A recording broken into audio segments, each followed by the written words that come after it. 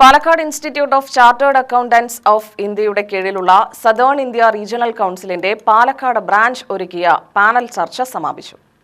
Income tax bill 2025 കുറിച്ചുള്ള 5 ദിവസത്തെ panel ചർച്ചയ്ക്കാണ് സമാപനമായത്. നികുതി വിദഗ്ധരും അക്കാദമീഷ്യന്മാരും മറ്റ് വിവിധ മേഖലകളിൽ നിന്നുള്ള പ്രാദേശിക നിരീക്ഷകരും പരിപാടിയിൽ പങ്കെടുത്തു.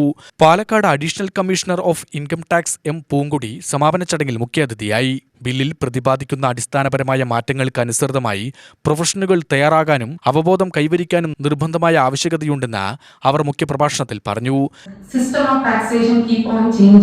According to the needs of the state in that period, like how we are making the assessees as offensive, the year in which they committed offences, for that year where the tax is applicable, that rate is applicable and that punishment to be stated. Same thing, the taxation system keep on changing, it is not fixed.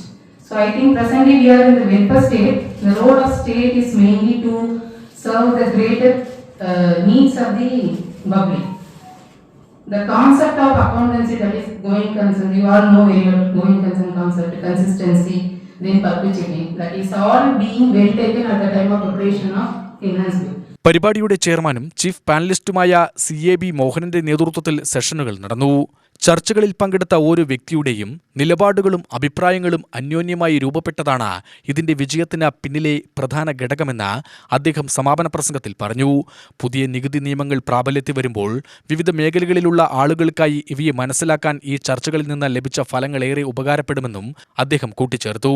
Sivadas Chettur, Ajith Sivadas, Vimal Venu, KV Vasudevan, R Rajendran, M Rajalakshmi, P Hemant എന്നിവർ അടങ്ങിയ പ്രമുഖ chartered accountant panel technical സെഷനുകൾ നയിച്ചു. Branch chairperson G Dhanya, secretary PB Lakshmi എന്നിവർ ചടങ്ങിൽ സംസാരിച്ചു. UTV news, Palakkad.